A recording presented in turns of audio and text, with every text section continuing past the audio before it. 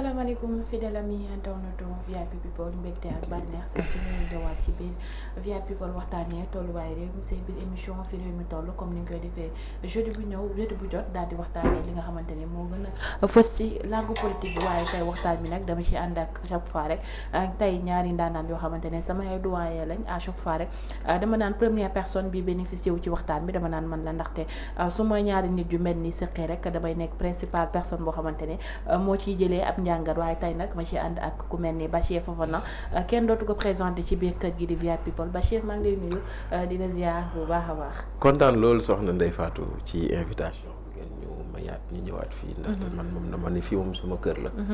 bu ngeen ma woowee ñëwuma rek daa fekk mënuma ko mais bu ma sañoon chaque semaine ñu ñëw fi toog fi waxtaan. donc nuyu borom kër gi nuyu sa technicien bi nuyu seen téléspectateurs yi ñuy seetaan ak fu waay mënti nekk. am yaakaar ne buñ fi waxtaanee ba pare ku nekk di nga xam ci sa morom. yokk ci lu nga xamoon te dina jëriñ ñu ñuy seetaan. merci beaucoup di la jaajëfal bu baax a baax di la wax dalal jàmm ci sa biir kër waaye comme ni ma koy waxee rek à chaque fois moom bu may partager moom plateau bi mbégte ak bànneex rek laa ci am saa su ne moom mi nga xamante ne Tange la di sama doyen ma koy nuyu bu baax a baax di la ziar Tange. waaw Ndeye Fatou ma lay fay di la nuyu di nuyu yoo xamante ne ñoo ñuy safoo di ñu seetaan tous les jeudis dans l' émission Fi Réew mi Tollu am mbégte encore ak plaisir bokk ak plateau ki nga xamante ni tey jii mooy suma grand di Bachir Fofana donc comme ni ñu koy waxee rek toujours Sénégal moo ñu ñor donc benn rôle la ñu am ak benn responsabilité toujours éclaircir la lanterne ci ñi nga xamante ni ñoo ñuy seetaan. jëmale ko ci benn intérêt muy intérêt national bi nga xamante ni en tant que des républicains on prend toujours position jëmale ko daal ci li nga xamante ni moo soxal suñu république muy le Sénégal. di leen wax dal leen ak jàmm comme ni ma ko annoncé début waxtaan bi tey waxtaan bi dina nar a nekk waxtaan bu ala doome ndaxte ñaar ñi ma sekk ay ndaanaan lañ ci li nga xamante ne moo daal di gën a soxal askanu Sénégal ndaxte à chaque fois rek askanu Sénégal dañuy xaar ñu indi seen contribution ci li nga xamante ne mooy daal di xew ci réew mi waaye waxtaan bi tey dañ koy daal di dooree démb nekkoon conseil des ministres ñu gis suñu premier ministre Ousmane Sonko de hausser le ton ci li nga xamante ne moo jëm ci gouvernement bi Bachir ba nga gisee démb communiqué conseil des ministres bi tey ban jàngat nga ci daal di am. Ndeye Fatou xam nga nag dañu daan naan buur aayul dag yi ñoo ay. n'est-ce pas Tange. waaw loolu la ñu doon wax. waaye buñ ko daan wax xam nga jamono yooyu noonu dañ doon wax naan dañ ko doon wax lu bari ci sunu maam Abdoulaye Wade. naan ko dafa name woon ay nit yoo xam ne xamuñu dara et cetera ak yooyu. bañ koy wax nga dégg ñu doon naan buur aayul dag yaa ay. ma am benn jour benn góor gu wax ci télé bi mu ne mais buur a tànn dag yi. am solo. buur moo tànn dag yi. bu ñu toogee tey ba premier ministre di dénoncer wala boog di ñaawlu incompétence ñii ñu fal. mais dañ koy fàttali ni moom moo leen fal. dañ koy fàttali ni moom moo leen fal. kon s'ils sont incompétents c'est à l'image de leur leader. c'est à l'image de celui qui les a élus ndaxte kay tànn may nañ ko la possibilité mu tànn avoir une panoplie de choix. du plus expert au moins compétent. bu tànnee le moins compétent c'est sa responsabilité d'abord. d'autant plus que secteur boo mënti jël. ña fa nekkoon Tange. jëlee nañ leen fa ñu tëdd seen kër yi toog. Tange est-ce que xam nga ni actuellement il y a plus de 50 administrateurs civils yu tëdd seen kër. les anciens gouverneurs les anciens préfets. ñu wàccee ñëpp ñu ngi seen kër tëdd. ñu wàccee trésor ñëpp ñu ngi seen kër tëdd. ñu wàccee impôt ñëpp ñu ngi seen kër tëdd. structure boo dem ñu fa wàccee ñu ngi seen kër tëdd. bu weer deewee état di leen fay. lu tax parce que dañ ne ñooñu dañoo bokkul ci projet bi parce que xam nga benn njuumte bu nguur gi def. mooy jàpp ni administration dañ doon liggéeyal Macky Sall. or administration. dafa jaar gauche Macky Sall jaar droite. administration ay agents de l'État ñoo fa nekk ay fonctionnaires. ñoo xam ne nguur gu ñëw loo leen sant ñu defal la ko boo tourné dem keneen ku ñëw ñu defal ko loolu. maintenant nag bu fekkee ñooñu da nga jàppoon ni ay politiciens lañu ba nga écarté leen indi sa ay nit te yàlla def yow say nit si juróomi at yu mujj yi defar cocktail molotov ak toj bus lañ fi jàngee woon. jànguñu liggéey jànguñu dara.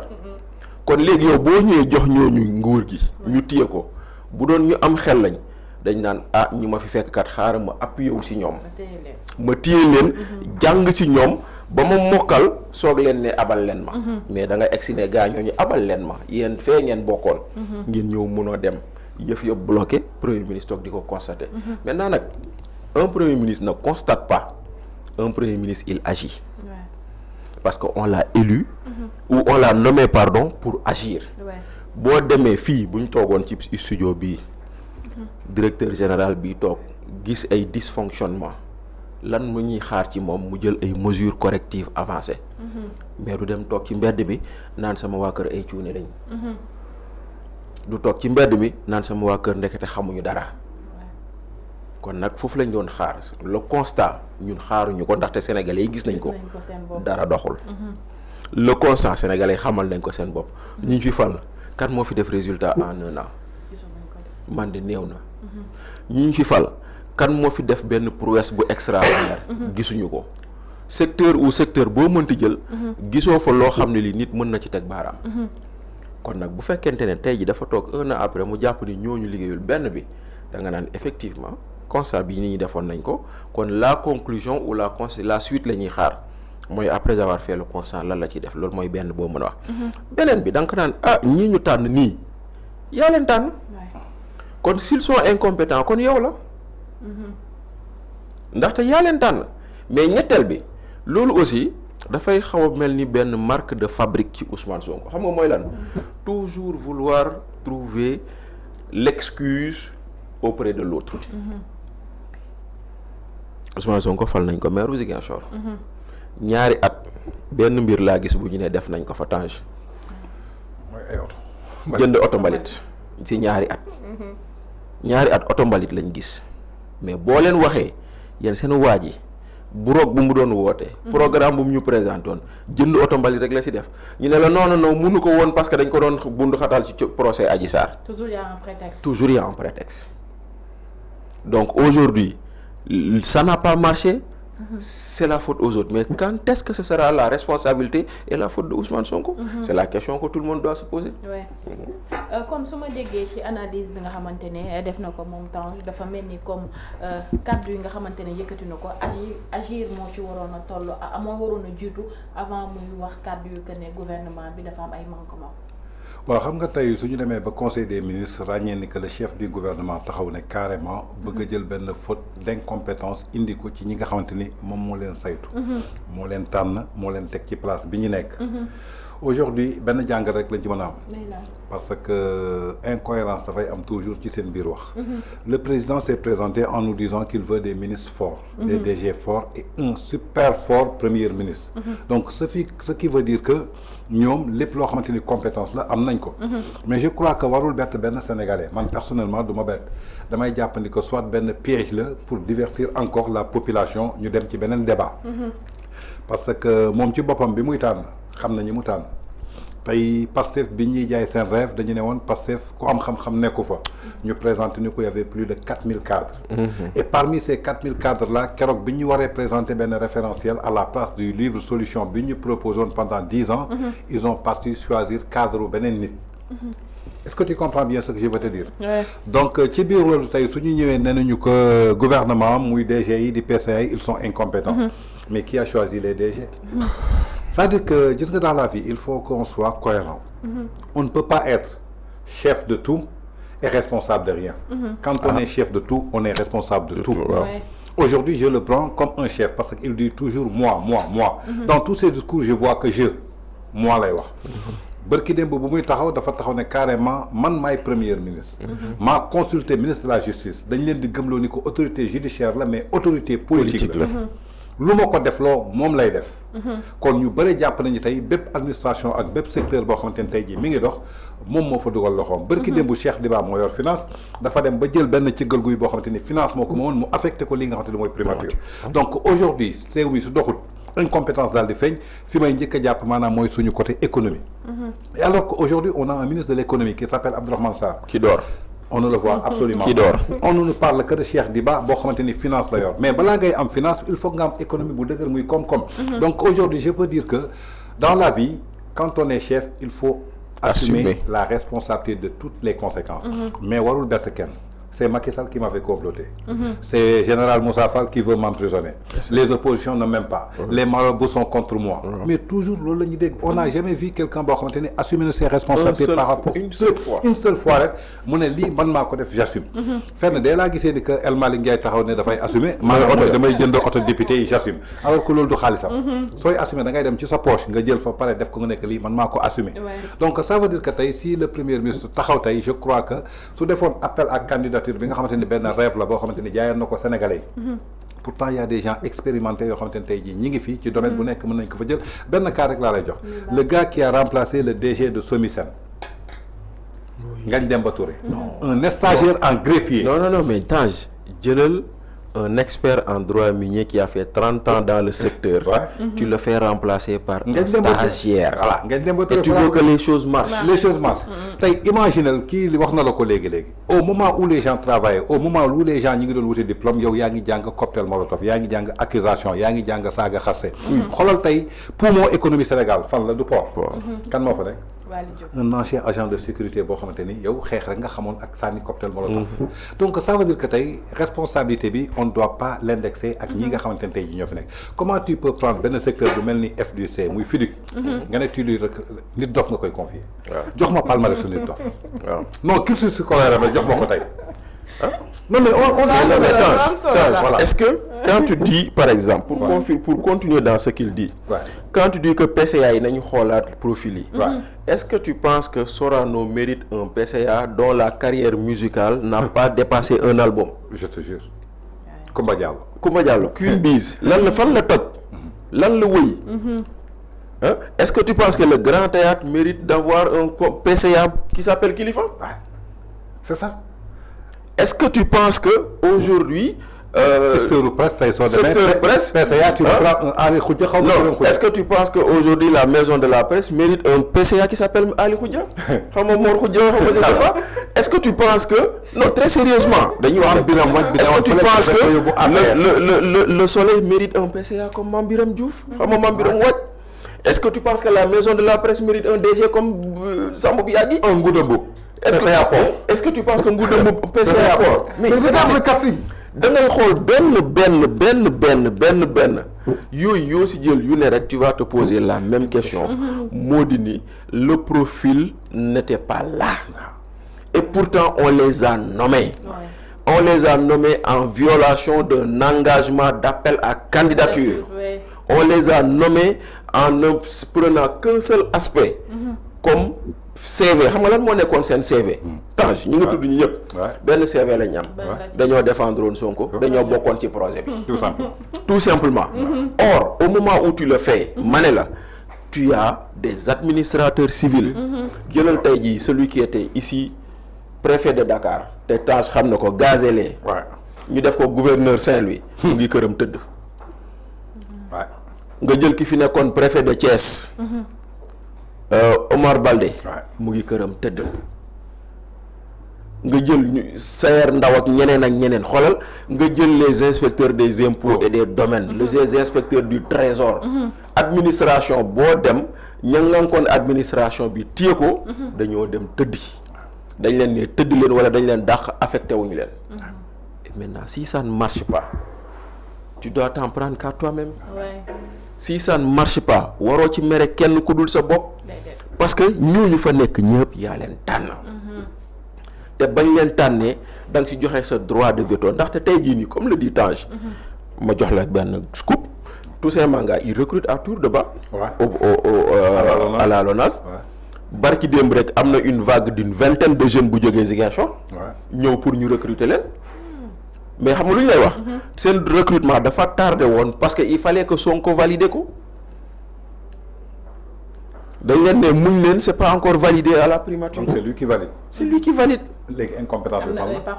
Il a un œil partout. Comme il dit budget dafa am ñaari poste investissement ak fonctionnement. Investissement mooy lu ngay jënd pour tabax yu bees. Fonctionnement mooy lu ngay dundee. Mais qu'est-ce qu'on a fait? Il a dit primature da ngeen may indil seen investissement ma valider ko. kon bu yéexee kan la yéexee. ci moom. te loolu ministère bu ne mënoon nga ko defal sa bopp à défaut bu amee boo soxla validation nga yem ci ministre des finances.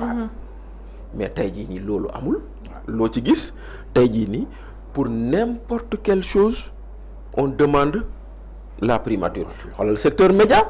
quand il a fallu arrêter les contrats lan la ñu wax du circulaire. kan moo bind circulaire bi. Le PM moo bind circulaire toutes les conventions ont été arrêtées pour tous les médias. te ku ñu fay mooy validé. Donc tey jii nii voilà le dilemme du Sénégal. Le mal est profond. Le mal est profond mais le mal n'a qu'un responsable.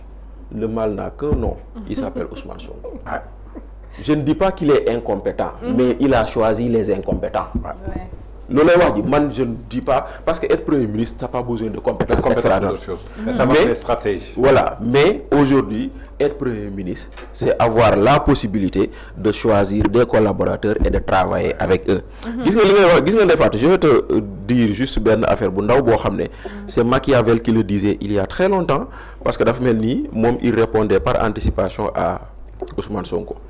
Il dit ce n'est pas une chose de peu d'importance pour un prince le choix de ses ministres qui sont bons ou mauvais selon qu'il est plus ou moins sage lui-même.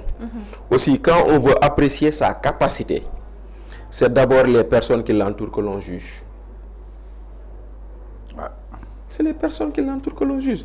Moo tax sànq ma ne la bu ñu nee buur aayul dag yee aay dañuy dellu nit buur moo tànn dag yi moo leen tànn.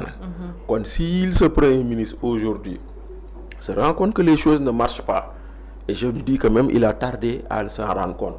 Parce que Sénégalais yi seen bopp gis nañu ça ne marche pas. Lui il a tardé à le voir maintenant qu'il le voit. Il peut pointer l'irresponsabilité, l'incompétence, le manque de tout ce que tu veux des gens. Mais xoolal lu sama benn grand di wax nee na saa yoo tàllalee sa loxo bii. sa benn baaraam bii. ne temps yow. bul fàtte ni ñett yi. sa bopp la jëm. Ça c'est vrai. saa yoo defee nii. Ndeye Fatou yow laay waxal. bul fàtte ni ñett yi sa bopp la jëm. kon jeex na. kon da nga jàpp ne au lieu que mu doon def conseil des ministres wax que ne y a des manquements par rapport ak li nga xamante ne moo jëm ci gouvernement bi dafa waroon na changer immédiatement li nga xamante ne xool yeneen nit yoo xamante ne mën nañu bouger. faire bouger les choses. soxna si man leen mooy lu may wax. il n'est pas interdit de se tromper. ay nit la ñu. Tange bu ma jëloon man ma nekk fii di ko liggéeyal s'il se rend compte que je ne peux pas faire le travail. dañuy ñëw ñu waxtaan ndànk. ne ma Bachir le résultat que j'attends gisuma ko kaa ñu taaxali ko nga dem dàq sa wër sa feneen man ma wut keneen. même chose. tu as le gouvernement tu vois que ministre bi doxul da nga koy changer. mais ça veut dire que problème bi mooy lan ñoom fan la ñu waroon njëkk a constater dañuy xool suñu wàllu diplomatie. on a un ministre des Affaires étrangères et de l'intégration africaine qui ne répond à aucune norme loo xamante ne jëm na ci li nga xamante ne mooy suñu diplomatie. Déjà pour être ministre des Affaires étrangères sa communication dafa war a doon lu limpide. nga doon koo xamante ni ko convaincant na alors que le ministre ne peut même pas convaincre les Sénégalais par rapport à ses discours. Donc muy première faille boo xamante ni gis nañ ko fa. Tey li Bachir wax dëgg la. On peut se tromper. amul ku dul trompé wu. bërki démb dañuy ñëw jaar sens bii de mooy côté kër Khalifa Sall bi. nekk dafa am benn panneau sens interdit bu nekk ci ginnaaw poto bi. kenn du ko gis. policier bi ñëwee policier bi jàpp ma ne ko non amul panneau sens interdit. il a fallu que ma wàcc oto bi. dem ba fële pour gis ko. mu ne ma ne ko waaw mais gisuma ko dama jub mu ne ma man mii policier bi tey su ma doon dawal oto bii laay jaar. waaw parce que c'est pas policier là. kon donc juum ñun ñëppay juum. donc dans la vie ñëppay juum nee na s'il y a une erreur la ko xamante c'est technique. ñu doon monter panneau bi ñoom ñoo ko def parce que un panneau dafa doon loo xamante ni lu visible la. doo ko jël dugal ko ci ginnaaw ay poto boo nga xamante ne kenn du ko gis. donc ce que Bachir a dit rek moom laa bëgg a raisonner ils ont nommé un gouvernement ça fait presque bientôt 15 mois. Depuis 15 mois ñoom ci seen bopp xam nañu lan la ñuy dégg ci Sénégal par rapport au tout et tout. moom nee na du wax moo bi mais benn mbir ngay dégg partout dans tous les secteurs incompétence. Incompétence foo ko déggee rek maanaam mooy ñàkk am xarañteef mooy ñàkk am vision ñàkk am gis-gis. alors que démb ñoom loolu la ñu utiliser woon comme communication teg ko ci ndoddu askan bi pour xeexee ko président Macky Sall. dama dégg keroog benn savante ne ma nit koo xamante ne saa yoo ko gisee mi ngi tibb bu pour di ko sotti keneen. jàppal ni ko boppam la njëkk a taxal ndaxte loxoom bi mu téyee bu moo njëkk a tax balaa muy taxal keneen. alors que c'est ça qui vient de leur arriver. Aujourd'hui je crois que la déclaration qu'on a entendue hier en conseil des ministres ce n'est rien encore que pour divertir encore la population tey ci plateau bi ñu ngi ciy waxtaan. ñu téye war ko pendant une semaine ñu jàllaat ci leneen alors que aujourd'hui ce qui doit être face à eux mooy li nga xamante ni tey jii ñi ngi jëm ci nawet bi daaw ils ont fait les mauvaises récoltes. agriculteurs yaa ngi xikaas bërki démb def na benn genre tournée économique dans le Waalo. Alors que tey jii baykat yi fañ ko gën a soxlaa foofu la waroon taxaw ñu gis ko ba on a un ministre de l'agriculture boo xamante ne aujourd'hui au lieu que mu dem ci li nga xamante ne mooy la réalité mais dañ koy gis ci ay toolu jaamur yoo xamante ni tey utiliser wuñu les moyens de l'État. muy filmer boppam di ko wane donc ça veut dire que. di administrer ay groupe WhatsApp. ils sont tous sauf la réalité. alors que seen bopp la ñuy nax mooy li may wax rek. en 2029 c'est eux qui doivent rendre un bilan au peuple sénégalais. mais ma dolli la leneen Tange président de la République dañ ko fal. presque une semaine ou 10 jours ou quelque temps après mu dem Fiara à la fois fii si ses ba mu taxawee jàkkaarloog Mabouba Diagne la ko wax mu ne ba ma lay njëkk a gis conseil des ministres laa la gisee yéen a ngi fàttaliku loolu ba ma lay njëkk a gis conseil des ministres laa la gisee premier ministre moo ma la proposé mooy dellu ci lu ma la waxoon kon bu ñu toogee tey ñu ne Mabouba est incompétent mais nañ xoolaat qui a choisi Mabouba. xam nga fu ñu naxee seen bopp. mooy li ñuy gëm la woon Sénégalais rek on dit que aujourd'hui ñi yor régime bi ñoom ñëpp ENA la ñu génne. barki démb j'ai vu un Ndiak Ba un animateur de la RTS moom ci boppam mu posé benn point d'interrogation jël ñi nga xamante ni ñoom ñëpp ENA la ñu génnee amul kenn koo xamante ni mën nga jox français bu jub barki démb dégg naa Bachir nga wax ko. il était premier. de sa promotion pour dem ENA. mais ba ñuy génn il a été le dernier. ah loolu de kenn weddiwu ko de. voilà c'est-à-dire que tu peux être le premier pour dem. mais bi nga eggee li ñu war a jàngale ENA donc tu as été le dernier. donc ban compétence nga jëlee ENA ana tey ñi la jiitu woon ñi nga bokkal promotion. pourquoi tu n'es pas parti leur choisir parce que bokkuñu ci projet Pastef dañuy fàtte ni que gouverner le Sénégal c'est pas un parti. le Sénégal est une république on cherche de la compétence et de la matière boo xamante ni matière grise la boo xamante ni tey jii mën a doxal Sénégal tey ni ko Bachir waxee y a plus de 50 administrateurs yoo xamante ni ñi ngi tëdd seen kër di nelaw et pourtant weer bu dee ñu fay leen. pourquoi mënuñu leen woon bàyyi ci poste boobu. tey jii ñii ñu jël recruter leen pour teg leen foofu ñoom ñu jël xaalis may leen ko ci seen caisse noire. ñu yóbbu leen ñu dem jàngi ji defi formation ba nga xamante ni 2 ans 3 ans ñooñu mën nañ ñëw continuer ak ñoom seen projet. mu nekk lu am solo ci conseil des ministres bi démb mu jur ay polémique bu rëy ku ci mel ni Patrice Sène mu naan ko yow en tant que super premier ministre tu dois oser citer les PCA et autres qui passent leur temps à jouer sur Lido et à se connecter sur TikTok par exemple mu cité exemple mu nekk le mec de l'APEX un chef doit adopter le management de la terreur. waaw xam nga nag mooy li ñuy wax rek c'est-à-dire que tey jii nii xam nga ba ñuy tànn ñoom ba ñuy tànn ka ñu nommé DG APEX Tange kooku chef de division sax nekk fa woon du temps de Baldé ka ñu yóbbu caisse de dépôt et consignation gars yi ñuy werante sax ndax diplôme bu mat sax am na ko te pourtant ba mu nekkee caisse de dépôt liggéeyul ndaxte ñëpp xamul nañ ni politique ak yaru xar la gënoon a féete boppam que leneen. nga mën ko jël noonu que ñu yóbbu TDS. mais stagiaire la woon C7 TV. pare ñu dénk ko site Jotna TV. voilà stagiaire la woon. dégg nga baax na stagiaire la woon ca Maïmouna Ndour Faye. ñu jógee ko foofu noonu mu dem si Jotna TV Jotna TV c'est la chaîne de propagande de Pastef tey moom mooy directrice générale TDS.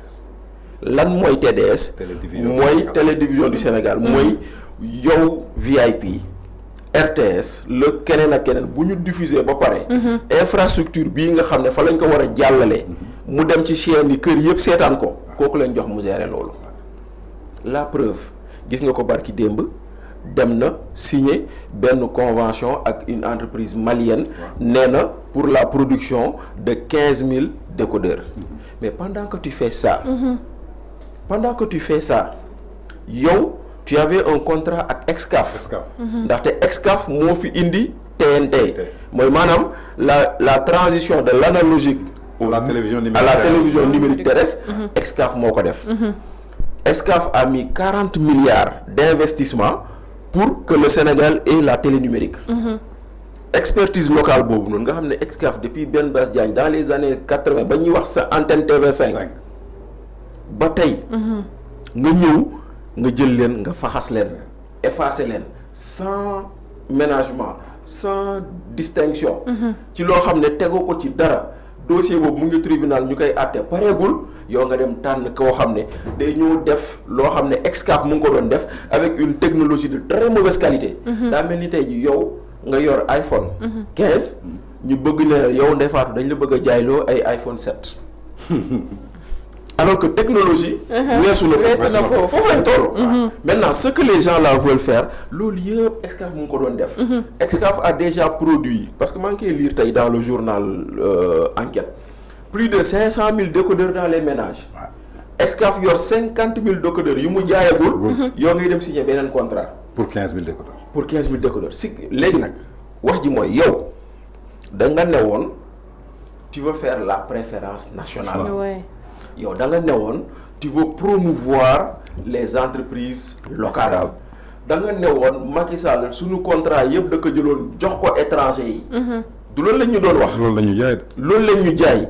loolu lañ ñu gëmloo mais aujourd'hui qu'est-ce qu'on constate dégg ngeen fii temps ñu wax fii benn octroi de 10 000 hectares de terre à Sédhiou.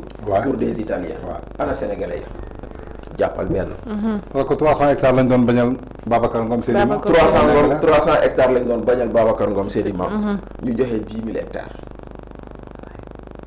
koo xam ne du sénégalais.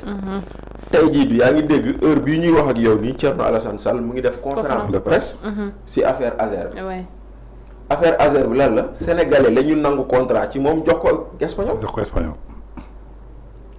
dañoo nangu contrat ci sénégalais jox ko espagnol. nga tey toog tey ñu bëgg la ne léegi lii Excaf nga xam ne c'était son cœur de métier. moom lañ bëgg a nangu jox ko malien.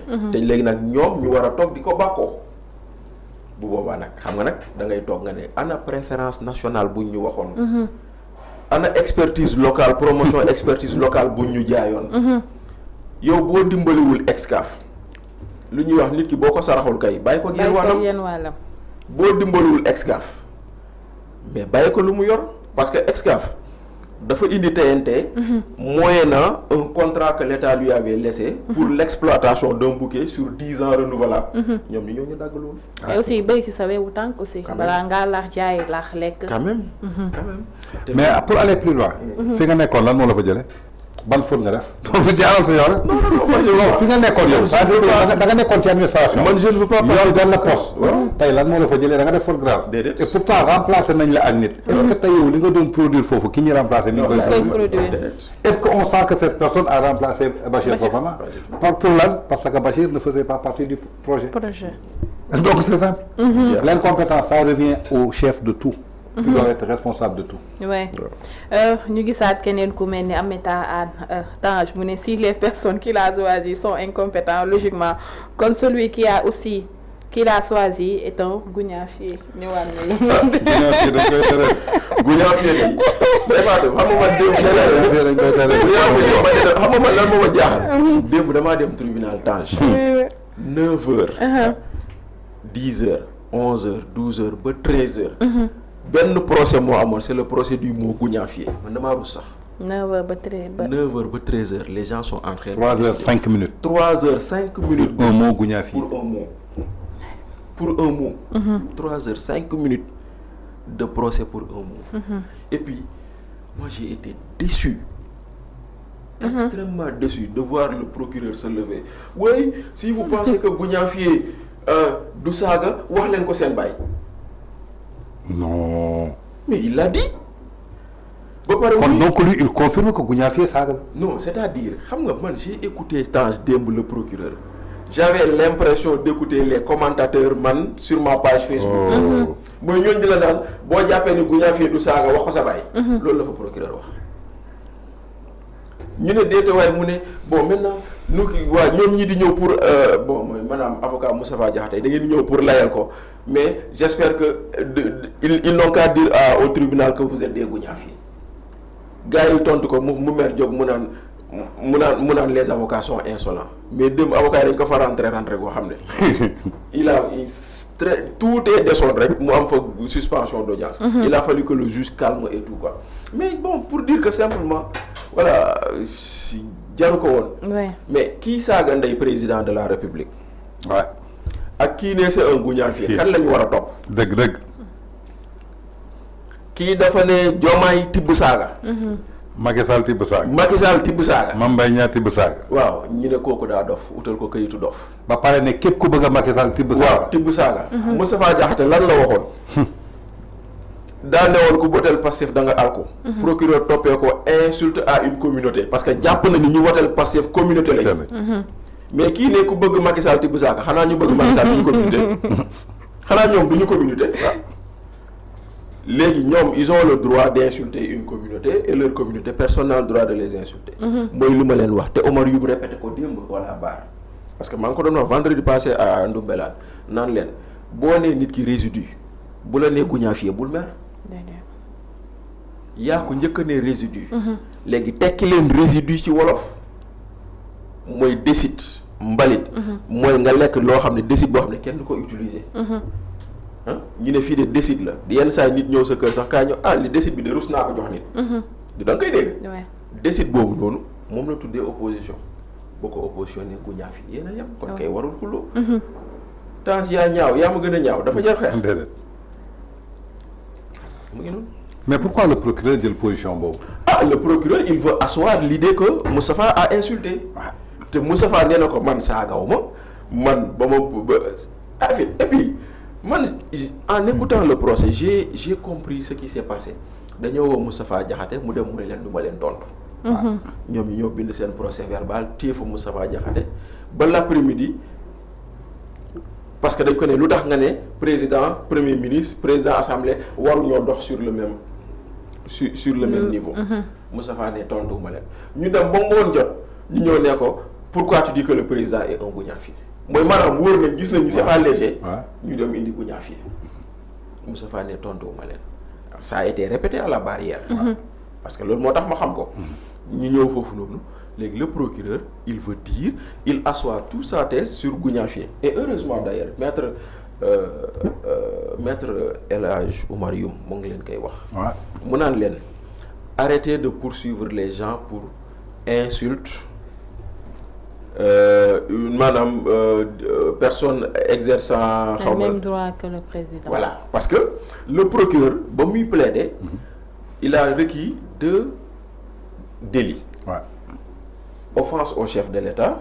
Offense à personne exerçant tout ou partie des prérogatives du président.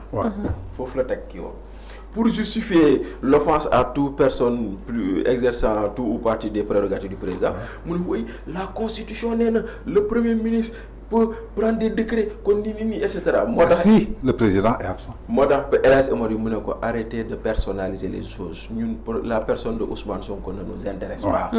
Arrêter de déifier Ousmane Sonko. waaw léegi nag xam naa loolu moo ko métti nag mu ne les gens sont insolents mais boo dootu ko waxati mais lu mu ci mënti doon le procureur a cherché à nous justifier. que goujaafier saaga la te ñun ñëpp ñu jàng tubaab. ñun ñëpp ñu jàng tubaab. mais ku ne alku saaga la kay.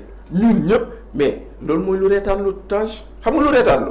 Moustapha Diakhaté dafa ne ñiy woteel Pastef dañoo alko ñu toppee ko baatu wolof. mu wax goujaafier ñu toppee ko baatu français xanaa bu ëllëgee anglais la war a làkk. làkk nga wolof ñu tëj la. làkk nga français ñu tëj la. léegi lu ko dese kon léegi. moo jeexal. kon nag mu ngi noonu nag. c'est triste. c'est vraiment triste. mu nekk lu am solo moo goujaafier nekkoon benn transition boo xamante ne dañuy daal di dugal ci procès démb Moustapha Diakhaté ñu daal di koy yóbbuwaat ba le 2 juillet mais dafa am loo xamante ne seetlu nañ ko ci Tange ñu gis ku mel ne Bachir démb mu def benn tweet daal di wax que Moustapha Diakhaté est retenu en otage jusqu'au 2 juillet. mais oui. waaw xam nga loolu aussi dañuy jàpp ni que rek otage la parce que tey jii le président du tribunal il a toutes les décisions devant la barre. mooy décider lu ko neex. mais daal bàyyi ma may la lu tuuti lan moo fa xew dañoo def seen plaidoirie président mënoon na àtte ci saa si. parce que on est en flagrant délit. benn comme ñoom qualifié nañu goujaafier saaga la. waaw dañ ko àtte comme ni ñu àttee saaga. léegi nag président déglu na procureur mu expliquer lu tax mu ne saaga la. déglu na avocat yi Moustapha Diakhaté ñu wax lu tax du saaga dañ ko war a bàyyi. munoon na ko àtte. benn defu ko. mu toog mu ne le délibéré est renvoyé au 25. ñëpp di ko dégg ci salle bi man maa ngi ci salle bi. toog ba mu nee délibéré au 25. mais après procureur moo laajaat kàddu. parce que dafa bëggoon tontu avocat yi. ba mu tontoo avocat yi tam am nañ droit répliquer waat. ñu répliquer waat le président mu ne délibéré au 2. Pourquoi changement brutal? Personne ne sait. Il en a le droit, il en a le pouvoir. Mais quand même, boo jàppee date ba ñëpp dégg ko. looy changer. looy changer. loo xam ne déjà mënoon nañ ko àtte ci saa si. ñu xam àtte woo ko nga ne je renvoie à la semaine prochaine mais looy yokkaat délai. loolu moo tax ça devient une prise d'otage d'autant plus que avocat yi Moustapha Diakhaté nee na du ma may procureur fu muy bañee fu muy nangoo. parce que avocat yi ba ñuy plaider ñaanoon nañ sax liberté provisoire. mais dañoo ne Moustapha daf leen wax retirer leen ko les avocats ont retiré la demande de liberté provisoire parce que bëgguñu sax may possibilité procureur muy bañ muy nangu xam nga moo leen daloon fii wax nañ ko ci cas Azoura. le juge donne une liberté provisoire. le procureur ne s'oppose pas. alors qu'il avait le pouvoir de le faire. il ne l'a pas fait. ñu après procureur boobu moo ñëw toogaat. procès Azoura naan woy le certificat médical n'est pas sincère. Le certificat médical n'est pas sincère. Alors que yow bañ la ne oppose-toi. da nga bañ. Tu avais le pouvoir de le faire. Tu as refusé de le faire. kon nag mu ngi noonu Moustapha nag mayu leen loolu mais lii moo fa xew juge bi moo joxe date ñëpp dégg ko parce que salle bi quand même elle est sonorisée. nit ñi am na dégg nañ. parce que ba mu ko waxee El Hadj da ko ne mais monsieur le juge yaa waxoon le 25. ba daan ko billaahi wallaahi yaa wax le 25 salle bi ñëpp a ko dégg mu ne léegi le 2. kon maanaam pendant 15 jours. Moustapha Diakhaté mu ngi tëdd prison di xaar parce que lu tax le tribunal a décidé de le maintenir en prison. c'est-à-dire que loolu moo tax ñu ne naan otage. parce que moom président nu mu amee ndogalu. tànn le 25. amaat pouvoir ne le 2. Sénégalais bi aussi noonu la amee sañ-sañ ñu posé wu question. lu tax pourquoi. diggante le 25 ak le 2 lan moo waral changement bi. su dee Sénégalais bi gisul nag ci appréciation Sénégalais bi Sénégalais mooy jàpp ni que kii kat waroon nañ ko mën a àtte tey décider dañ koy condamné wala condamné ko mu jeex donc ñu bàyyi ko mais loolu su amul day jàpp ni que otage la otage mooy xamante ni da nga ko retenir ba nga am li nga bëgg nga soog ku bàyyi. donc ce qui veut dire que rek tey jii ñu bëri loolu lañ jàpp le cas de Abdou Nguer demal ku bokk Pastef la lay wax Abdou Nguer lu mu def bañ jàpp jusqu'à présent da ngay nekk ci kaso bi. tu te poses la question lan laa def pour ñu jàpp tey Moustapha Diakhaté ñu bëri bokk nañu Pastef. Pastef la ñuy noyee ñëw ne ma franchement parler moom cette fois-ci Moustapha Diakhaté moom wax dëgg yàlla li ñu ko jàppee man xaw ma lu tax ñu jàppee ko. parce que li mu wax je crois que président ci boppam la doon sagal. président la doon mais Moustapha président ci ren ba pare nga ne ko offense au chef de l'État. mais kii offensé mooy kii yëkkati kàddu boo xamante ni maanaam yow daf lay gaañ wala daf lay déstabiliser wala daf lay ridiculiser. mais dafa ne yow sa gëdd dañ la ko war a jox. mais leneen lu gën a garaaw li moo di ni procureur seetaanu l'émission Moustapha Diakhaté bi. waaw dañ leen di yónnee extrait. merci beaucoup. xam nga loolu. merci beaucoup. xam nga koy maag yow nii. xam nga nous sommes en train de faire une émission. ça peut faire 1h30. 1h30 il doit 2h. on peut trouver benn 30 secondes boo xam ne. dañ koy jël. ñu ne xoolal Bachir lu mu wax. te 30 secondes boobu ñuy jël delloowuñu ko ci contexte bi. comme ñoom ni habitude di ko wax ban contexte la ko waxee woon ban contexte la ko waxee woon mais Moustapha Diakhaté xam nga lan la c'est-à-dire que boo seetaanee émission bi. grand bi day expliquer di sargal Diomaye. parce que dafa ne président de la république lu mu defal Moustapha Niass rafetlu naa ko parce que da doon wax ci dialogue bi bu ngeen seetloo dialogue bi pas Moustapha Niass dañ koy jox kàddu mu war a wax mu ne monsieur le président avec votre permission est-ce que mën nga ma may fi ma toog ma taxaw wax mu ne ko may naa la ko mu ne ko mën naa jóg taxaw waaye taxaw bu yàgg bi laa munul kon Moustapha Niass ak Aminata Mbengue Ndiaye seen ay at ak seen yaram wu sutante tax na président may leen ñu toog wax alors que ñëpp dañoo taxaw wax ak président.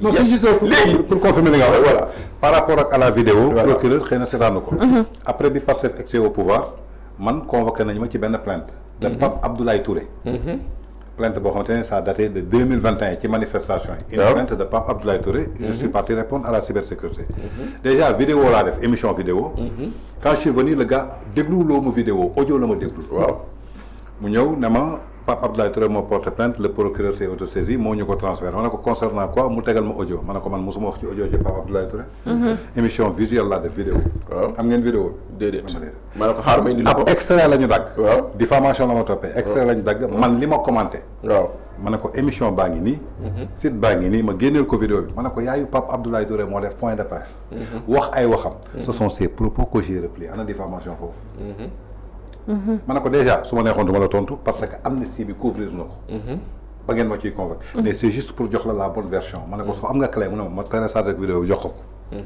pour te dire que parfois du ñu xool vidéo dañuy dagg benn extrait def ko sous forme d'audio audio bi la ñuy jox procureur moom lay transféré ñi nga xamante ne mooy enquêteurs yi moo tax c'est bon à savoir parce que man Moustapha Diakhaté li mu wax su ma gisul woon convocation posé wu naa question Moustapha Diakhaté lan la wax parce que dégguma ko gisuma fenn foo xamante ne tey jii wax na loo xamante ni nit dina taf làmmiñam alors que démb gis nañ fi benn présentatrice boo xamante ni taxaw na saaga ndey ñi ngi gis vidéo bi yëpp kan la saaga Moustapha Diakhaté avant tey bi ñu njëkkee jàpp Moustapha Diakhaté lan la wax fii la toog ci plateau jàpp Moustapha Diakhaté traité ko loo xamante ne tey jii kuñ ko waxoon sa bàyyi nga mer on est dans quel pays ça veut dire que on peut tout dire sauf li nga xamante ni échoué nañ ko et je crois que biñ koy wootee Bachir Fofana yàlla moo ko fi indiwaat mooy assise de la justice bi ñu amoon au mois de mai bi ñu jëlee pouvoir bi am na texte boo ci bindoon je crois que tey jii loolu mooy ñëw di répondre wallaahi yàllaa ñu fi indi on a un problème de justice c'est-à-dire que li ñu leen waxoon rek mooy lii maanaam arrêtez de perdre du temps.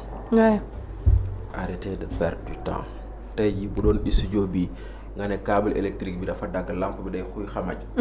doo fi woote waxtaan ndax moquette yi baax na. da ngay dem ci lampe ba changer câble bi wala defar ko avancer.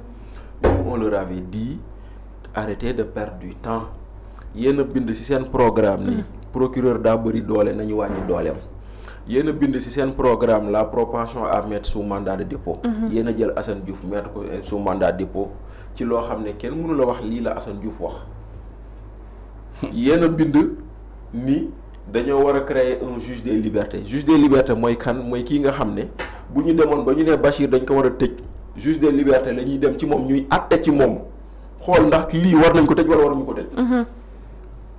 defoo leen loolu ngeen woote assise woo ay nit ngeen indi seen ay réformes teg 1 an kenn gisul dara voilà ce qu'on leur avait dit. ne perdez pas de temps jël leen lu fi nekk ci ay recommandations ngeen appliquer ngeen avancer.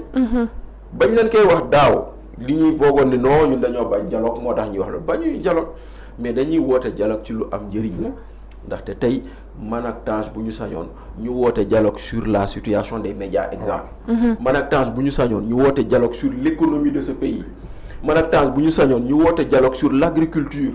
mais woote dialogue ndax lan ay parti politique woote dialogue ndax lan ay élection mais ça n'a pas de sens. non pas sens. vraiment on a pas de sens.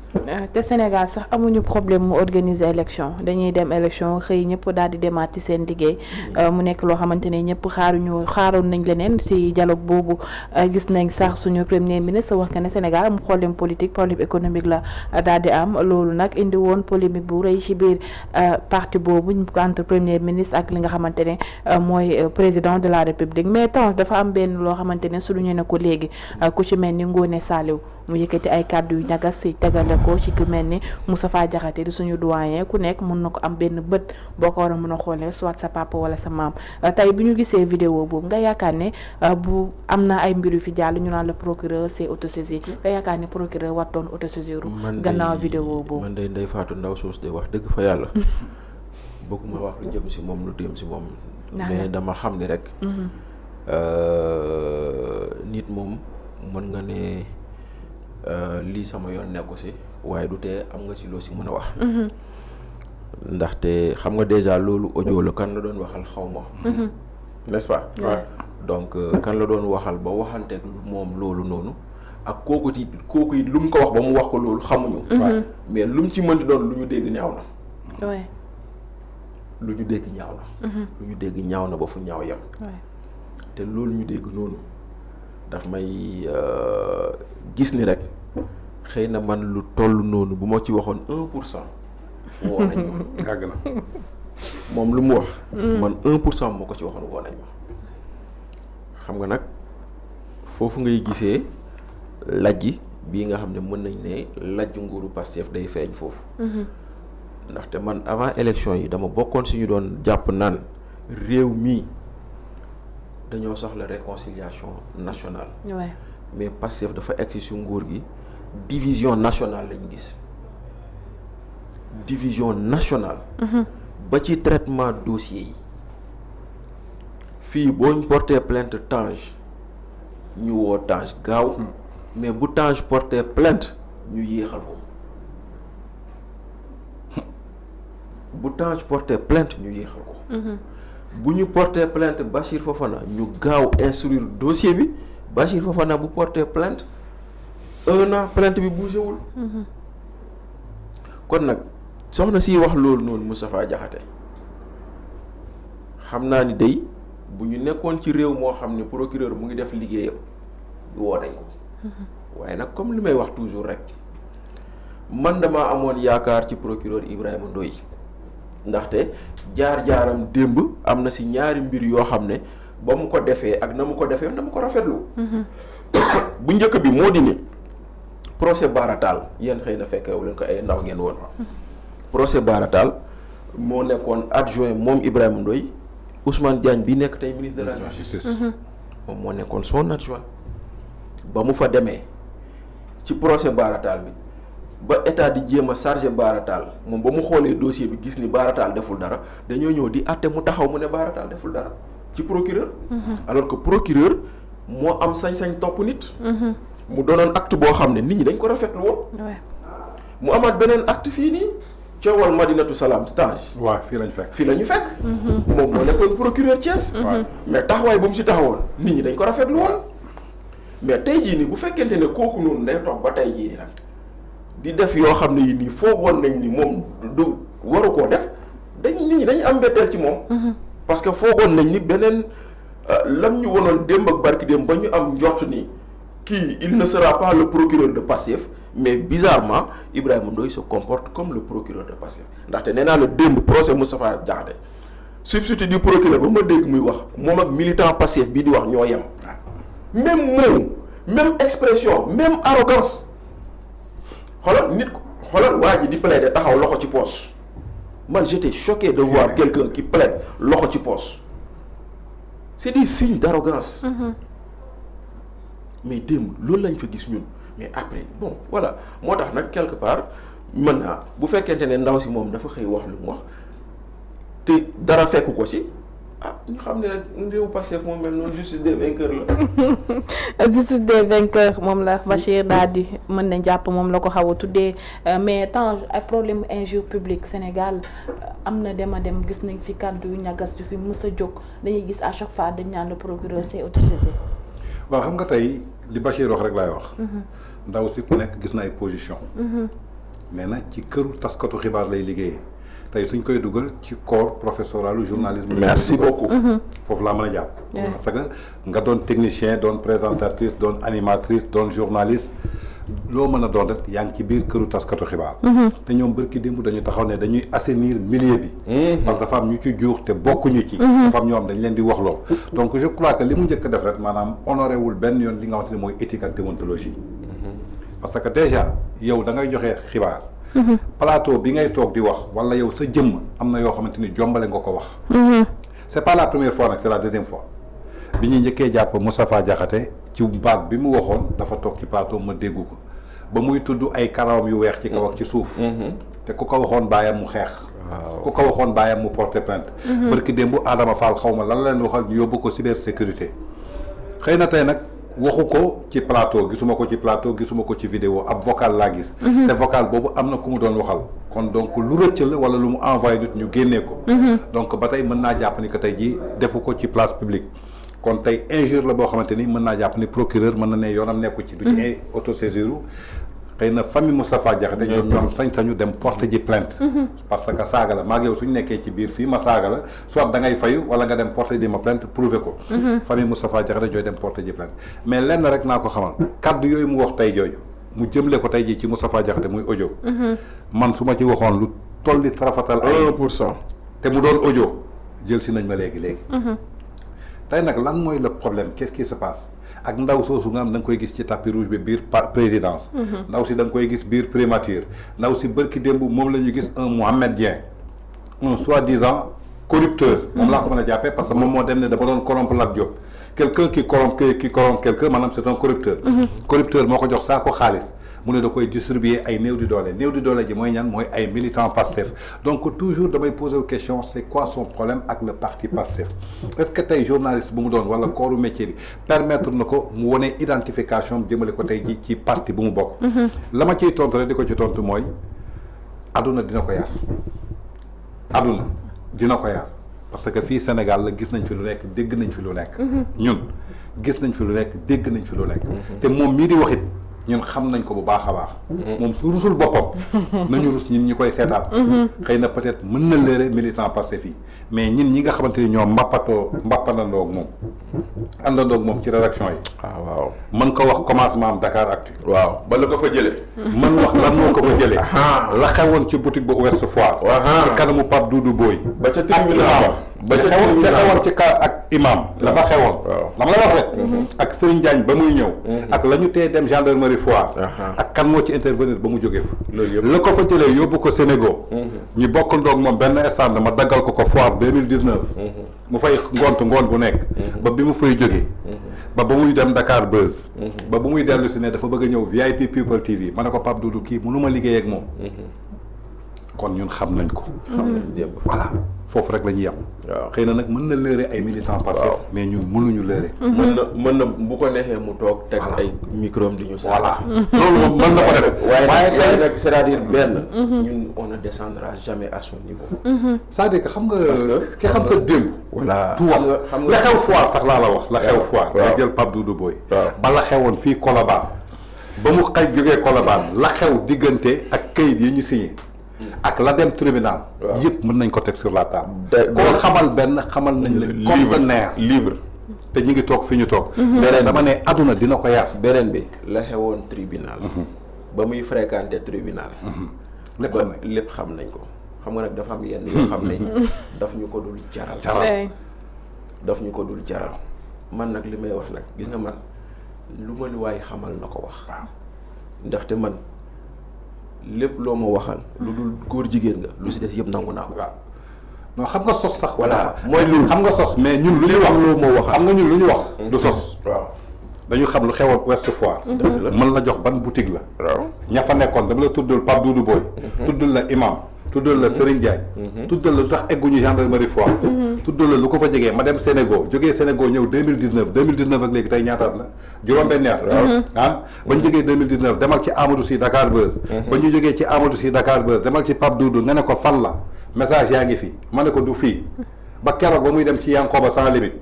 di gàddu téléphone bi di dem ci manifestation yi ñu jox ko 4x4 bu weex bi muy wër ci manifestation yi. ah fii la ñu fekk kon xam nañu lépp naka la ak nan la. mais dama ne àdduna dina ko yar journaliste da ngay yem ci sa métier journaliste Moustapha Diakhaté defu ko waxu ko amul benn problème ak Moustapha Diakhaté. kaddu yu mu yëkkati di ko teg si Moustapha Diakhaté tey waxuma la dara na jël Moustapha Diakhaté teg fa baayam. su ko fa tegee rek mu dégg kàddu boobu am ku ko teg ci baayam mu ma ngay laaj ndax su tëddee dina nelaw. kon xale soo nekkee ndaw da nga war a am cër am respect ci nit ñi du lu la neex def. du yéeg naa avion dem naa Chine du jënd naa nangam ñun ba ñuy voyager di dugg avion di dugg ci ay business class di dugg ay palais de la République di dugg fu nekk di génn yaakaar naa ni boobu moom xalatu woon dugg palais bu ko àdduna jay nag xale la. te dafa nekk ci yoon te tooñ baaxut. loolu rek laa koy wax. dëgg la. mu nekk lu am solo comme ni ko waxee léegi rek koo xamal rek am na kum la lum la xamante suuf mais nag nit ñi ñoo dul benn soit yow peut-être li nga bañ a wax ak nit Bachir bañ a wax ak man li ma xamante ne mën naa kaa wax du doon benn nit ku nekk rek ak ni nekk si sa jikko ak sa comportement rek loolu day refléter ak chaque fois mënti dem rek day daal di feeñ waaye bu ñu jógee ci moom mi nga xamante ne jàpp nañ ay injures la daal di wax jëmale ko si ku ñu suñu doyen ku mel ni Moustapha Diakhaté ku nekk rek damay wax à chaque fois rek mu nga ko xool bëtu maam wala bëtu papa ndaxte nit la boo xamante ne nit bu mata bàyyi si réew mi la nit boo xamante ne à chaque fois rek kaddu bu mu yëkkati rek mën nga cee jëlee enseignement ndaxte buñ ne protocole ni mu war a doxee rek ak ni mu ko sunuñee ak ku nekk naka nga gisee woon marche bi ni mu demee doxin bi ak moom recadre bi mu ci daal di def. est-ce que yow xam nga ni président de la République ak président assemblée nationale mënuñoo bokk avion est-ce que loolu xam nga ko. déedéet xamu ko protocole loolu la wax. ma jox la exemple bu ndaw rek. ci lu protocole di nangu ak lu protocole du nangu. est-ce que xam nga ni assemblée nationale bu ñu demee war a voter loi. le règlement intérieur exige. le président de séance et 2 vice-présidents au moins dans la salle bu dul loolu séance du am. protocole la. est-ce que xam nga ni ministre buy tukki dem dans les régions. le gouverneur est obligé de venir l'accueillir à l'entrée de la région. entrée région bi. tey jii ministre Mabouba Diagne incompétent qu'il soit bu doon dem Thiès. gouverneur Thiès day ñëw xaar ko Pout parce que Pout mooy entrée Thiès. protocole la. ak yeneen ak yeneen ak yeneen. donc loolu rek lañ lay rappeler. maintenant que la rappeler loolu kooku kay da nga ko war a féliciter. moo tax nag tey jii loolu mën na am ñun bàyyi ñu si woon xel. mais ñu mel ay mag ñu mel ni Moustapha Diakhaté dañoo fekkee lu bëri xam lu bëri. liggéey ci Ablaye Wade palais de la République. jamonoy Ablaye Wade liggéey palais jamonoy Macky Sall. nekk député. kon nag am na expérience boo xam ne bi war na ko mun tax sur les affaires publiques mu am ci xam-xam bu mu ci mën a wax bu nit mën a jégg loolu rek la def. mag jël naa bàyyi ci réew ku nekk ak li nga mën a apporter sa touche personnelle ngir réew mi mën a daal di defaru waaye bu ñu jugee ci loolu mbirum Moustapha Diakhaté mbirum Ngoné Saliou ak Ousmane Sonko mi nga xamante ne dafay dénoncer des manquements yu graves ci au niveau du gouvernement dañuy dem ci li nga xamante ne daal dina dal ci kaw Lat Diop tey ñu ne liberté provisoire bi Tange dañ ko daal di rejeter tey. waaw bettul kenn. c'est-à-dire que surprise bi maanaam mooy Lat Diop may nañ ko liberté provisoire. parce que c'est pas la première fois. bi mu defee 6 mois délai mandat de dépôt expiré wu. le juge dafa délibéré ñu bàyyi ko mu dem këram ñu takkal ko bracelet comme nañ ko takkalee morom. mais le procureur s'y est opposé. pour quelle raison pour quel motif. et jusqu'à présent Lat Diop lu ñu koy toppee mooy corruption. ana ki ko corrompre tey jii mi ngi doxee soxlaam. di jël ay enveloppe di distribuer partout de gauche à droite te kenn waxu ko dara. donc ce qu'on peut dire rek maanaam dañu dellu soit ci lenn rek. otage politique. on a pris des gens yoo xamante ni ñii kat ay otage lañ leen jàppee teg leen ci biir kaso bi. donc lépp lu leen droit mayoon def nañ ko ay avocats am topp nañu procédure donc rejeté nañu li nga xamante ne mooy liberté provisoire am donc ils veulent maintenir Lat Diop en prison ba jour bu leen neexee ñu génne ko c'est pas la peine di ci sore donc actuellement réew mi foofu la toll. jamono ji nga xamante ni ñu ngi woote dialogue le 28 mai. on a terminé ce dialogue aujourd'hui on est le 19 juin. mënoo ma tireel benn conclusion wala benn ficelle boo xamante ni nee nga dialogue bi sa kat apporté na lii. tey jii man mii di wax ak yow ngay présenté ngay xëy toujours ci xibaar mënoo ma ne dialogue bi lii la jural Sénégal. Donc à quoi ça sert? Donc cette refus de liberté provisoire pour Lat Diop, je crois que c'était visible, mais avocats yi dañu nekk dans leur rôle. Mais je crois que Lat Diop bi mandat bi mu defee 6 mois instruction gisul dara la première des choses soit juge bi déclaré non-lieu wala ñu woo ko atte ko daan ko wala ñu bàyyi ko mu ñibbi këram. Jusqu'à présent on parle de la justice. boobu y a pas quelque chose de nouveau. déedéet chaque jour mbirum justice day ñëwaat sur la table ñu si daal di waxtaan tey nag Lat Diop ñu naan liberté provisoire bi dañ koo daal di rejeté mais Bachir liberté bi nga xamante ne rejeté nañ ko ci bi nga xamante ne mooy mbirum Lat Diop est-ce que nekk na loo xamante ne bett na la yow. non ça ne peut pas xam nga procédure bi ngay njëkk a indiwaat teg. procédure bi lan la commencé bu leen fàtte Tange dañoo xëy nit mu ne. Lat Diop da kaa mos a dénk 2 milliards. 2 milliards ci valise.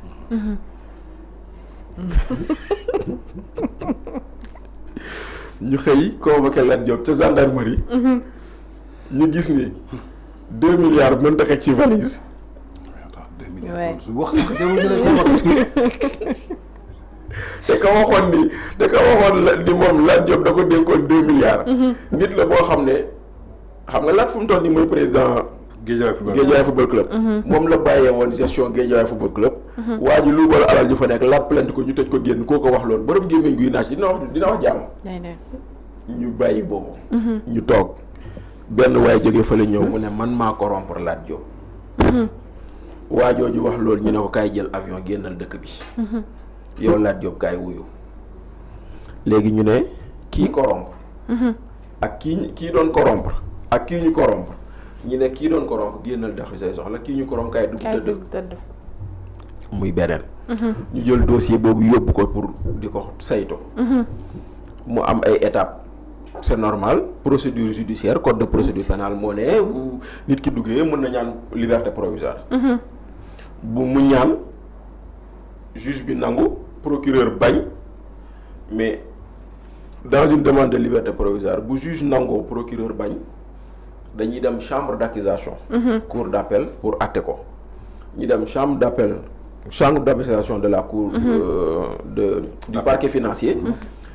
chambre d'accusation xool lu ñu leen tegal ñu ne lan ñu ne benn ñu ngi toppee Lat Diop lu dul les déclarations de Mohamed Dieng loolu la ñu bind Lat ne poursuivi que pour les déclarations du sieur mooy maanaam preuve tegewu fa. ci kàddu Mohamed Dieng kese lañ toppee Lat. preuve tegewu fa. procureur ne leen dañoo def commission rogatoire xam nga luy commission rogatoire. mooy dem wër yeneen réew. xool ndax amul lu fa nekk.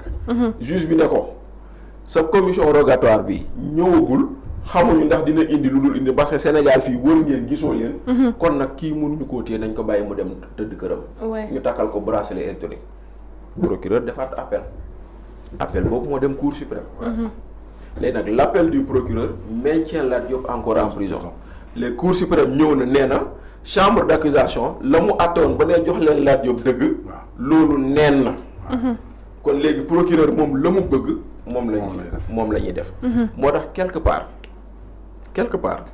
on est toujours dans la procédure judiciaire mais damay dellu tuuti ci ginnaaw Tange ba Ousmane Sonko demee ca procès am ca saaba si fay ca tribunal Ziguinchor tribunal bi jox ko dëgg ba procureur ne day def appel lu ñu waxoon lu tax muy def appel fii la ñu fekk ñu ne lu tax procureur war a def appel moom daan nañ ko jeex na kon lu tax fii nii procureur aussi mu def appel c'est pareil c'est-à-dire que man j'ai le sentiment que effectivement Lat Diop Farba Ngom Abdou Nguer Assane Diouf c'est des otages politiques Moustapha Diakhaté parce que yaa ngi leen di toppee loo xam ne amoo ci benn firnde mais tu veux continuer à les maintenir en prison ndaxte Lat Diop ba ñu demee chambre d'accusation dañoo ne ca 8 milliards yi ñu ko daan tuumaal ni njort nañ ni moom la luubal 15 millions la ñu gis 8 milliards ñëw ba 15 millions 15 millions te 15 millions yi du luubal sponsoring la te 15 millions yi du luubal sponsoring la léegi xam nga 1 milliard égale 1000 millions 1000 millions dégg nga baax lu ma lay wax Ndeye Fatou donc 8 milliards c'est 8000 millions de francs CFA ñu trouvé 15 millions si tu fais 8000 millions moins 15 millions ça fait 7985 millions de francs CFA yoo xam ne gisuñu trace am gisuñu trace am maanaam nit ki lu tuumal nga ko une montagne de billets benn billet bi nga gis ci moom sax c'est justifiable te terewul ba tey tu continues à le maintenir en prison maintenant nag comme dem nañ cour suprême ñu bañal leen xaw ma ndax am nañ possibilité defaat beneen action mais lu mu ci mënti doon je pense que quand même koo tëj juróom-ñett weer te gisoo dara atte woo ko loolu tam war nañ ko xoolaat loolu tamit lu ñu war a xoolaat la ndaxte nit ki mënoo ko tëj autant de temps parce que nee nga da ngay ragal ni boo ko bàyyee parce que lu tax ñuy def détention provisoire ngay wax on met quelqu'un en détention provisoire parce que njort nañ ni boo ko bàyyee mën na daw on met quelqu'un en détention provisoire parce que njort nañ ni boo ko bàyyee ci biti il peut dissimuler des preuves yuy tax après demain kenn du mun xam dëgg gi fu mu ne c'est des conditions maintenant nit ki dawul mënul dissimuler des preuves yow tu as bloqué ses comptes est-ce que tu sais que les comptes de Lat sont bloqués tu as bloqué ses comptes mais tey jii nii malgré tout ça 8 mois après tu n'arrives pas à trouver ou à prouver la moindre petite preuve buy asseoir yow lu ngay wax kon kay lu des kay mooy nga bàyyi ko mu dem yoonam au moment accusateur baa ngi fii te tegalagul sa loxo benn preuve l'accusateur n'a rien mis sur la table nga dem tey rek nga dem taxaw ne juge bi Bachir daf ma saaga waaw da mu jàpp Bachir tëj ci kaso bi Bachir na la saaguma la ani preuve saaga bi c'est-à-dire que il faut que ñu xoolaat encore suñu justice Ndeye Fatou mu nekk loo xamante ne à chaque fois rek dañ koy masaw moom Lat Diop ndaxte ay famem soxla nañ ko am na ndogal bu yàlla defoon ci ndoddam bi génn àdduna waajuram bu góor loolu yëpp mu daal di ko fekk ci gannaaw kaso mu ko fekk ci kaso bi boobu ba léegi ay mbiram ñuy wax que ne liberté provisoire bi nga xamante ne dugal nañ ko ñu daal di ko rejeté gannaaw loo xamante ne cour suprême moo daal di ko tranché waaye waxtaan bi nag Tange bien vrai que waxtu bi léegi mu daal di ñu dab waaye dafa am loo xamante ne gis nañ ko fii ci mbirum Sophie Gladima ñu naan Sophie Gladima demande la main levée pure et simple du mandat de dépôt. waaw xam nga kaawu Sophie Gladima moom je crois que répétition lay doon. nee naa la yëpp mën naa ko nangu mais sauf boo su Sophie Gladima. le placer sous mandat de dépôt laa gisul woon ban yoon. déjà. parce que d'après lu ñu wax tey maa ngi dégg ay avocats bi ñu waxee xam nga ñu ngi doon wax sax 193 xaw ma nangami millions. léegi génn nañ foofu ñu ngi si 73 millions xaw ma 200 000. mooy li nga xamante ni moom la ñu waroon tabaxee centre de gravimétrie. 73 millions. voilà centre de gravimétrie boobu Sophie Gladima tabaxu ko. du entrepreneur du maçon. entrepreneur bi deewul mi ngi fii woo nañ ko jox na leen ay bordereau de livraison ci matériel bi mu jël. nee na su ngeen bëggee ma jël seen xaalis delloo leen ko yéen a ma joxul suuf si. tey ñu jàpp Sophie Gladima téye ko foofu d'autant plus que ñan ñoo ko déglu muy haute cour de justice. bañ ci paree lan la. Maître Oumar Youm wax na ko. c'est-à-dire que mënuñu gëm ay nit dañ leen placer sous mandat de dépôt ñan ñoo jël décision bi à la place des magistrats. ce sont des députés.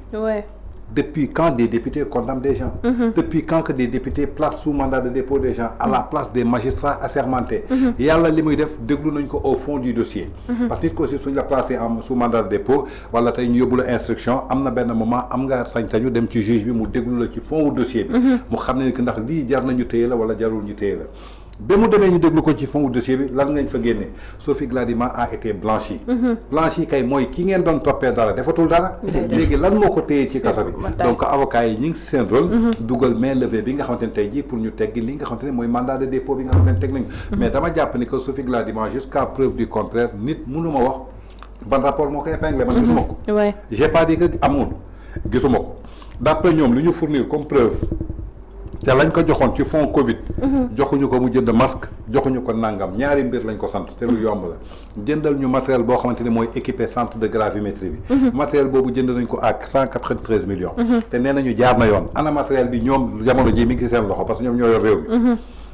ana centre bi ñoom ñoo yor suuf si war a tabax centre bi ñoom ñooy fal seen gouverneur ñoom ñooy joxe ay décret tey ki ko waroon tabax entrepreneur la. entrepreneur bi nee na xaalis bi ngeen ma joxoon nangam mi ngi nii yéen a ma joxul suuf te barki démb nee nañu ki waroon signer autorisation bi mooy directeur du cabinet premier ministre Ibrahima Gueye.